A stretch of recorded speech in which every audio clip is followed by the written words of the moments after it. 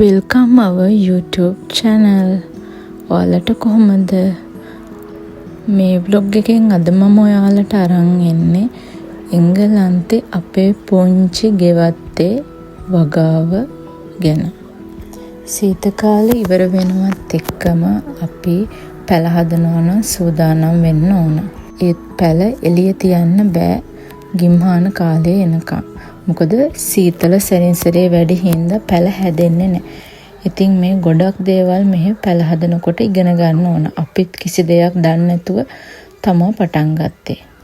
බිම පැල හදන්න නම් හරිම අමාරුයි. ඒ හින්දා අපි තෝරගත්තේ භාජනවල පැල හදන්න. ඉතින් පුංචි භාජන කිහිපයක් අරගෙන අපිට පුළුවන් විදිහට පැල කිහිපයකින් පටන් ගත්තේ. ඉතින් ගොඩක් ෂොප් එකෙන් ගේන කොම්පෝස් පස් තමයි අපි පාවිච්චි කරන්නේ. මොකද පොළවේ තියෙන පස් අපිට ගන්න බෑ. පුංචි එනෝල් හරිම ආසාවෙන් එයා දන්න විදියට වගාවට මට උදව් කරා. දැන් ස්ප්‍රින්ග් තමයි ඉන්න අපේ ප්ලාන්ට් හදන්න රෙඩි වෙනවා. මම බකට් එක මේ භාජනයට මේ පස් ටික මික්ස් කරලා දානවා. ඔටිකට පස් ඉරන අපි සීඩ් ටික ඕනේ. මේ පොටේටෝ බලන්න. මෙන්නේ අර පොටේටෝ එක කඩන්නේ මේම. පස් ටික දාන්න ඕනේ දාලිදරව. ඊට පස්සේ තාම පොඩි වුණාට තා ලොකු වෙයි. මන් දානවා.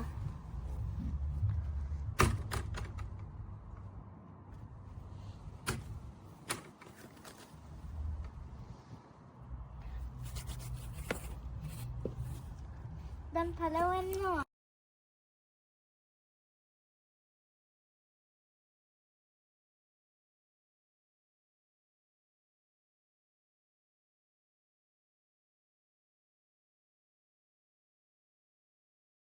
අපි මුලින්ම අල අස්සන්නක් තමයි නෙලාගත්තේ. ඉතින් අල හදන හැටි අපි කිසිම දෙයක් දන්නේ කොයි කාලෙද හරියට හදන්න ඕන, ගලවන්න ඕන කොයි කාලෙද කිසිම දෙයක් දන්නේ නැදුව.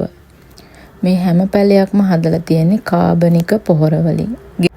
මුළු තැන්ගේ ඉවතලන පළතුරු කැබලි බිත්තර කටු ඒ වගේ දේවල් යොදාගෙන තමයි මේවා හදලා තියෙන්නේ. අපි බීජ පැල කර ගන්නවට වඩා හරිම ලේසි ෂොප් එකට નિયમિત කාලෙට පැල එනවා. ඒ පැල අරගෙන හදන එක හරිම ලේසි. සාමාන්‍ය උෂ්ණත්වයේ බීජ පැල වෙන්නේ හරිම අඩුවෙන්. තක්කාලි පැල පුංචි කාලේ මේ විදිහට පුංචි ආවරණයක් හැදුවොත් ඒ පැලේ වැටෙන්නේ නැහැ. ඒකේ මුල් ශක්තිමත් වෙනවා. ඉතින් මේ ටිප් එකත් ඔයාලා භාවිතා කරලා බලන්න. යනුල් ඉස්කෝලේ ගියාම ඉතින් අපි ගාඩන් එකේ ගත කරන්නේ. ඉතින් මේ යනුල් එක්ක ගත වුණු පුංචි මොහොතක්.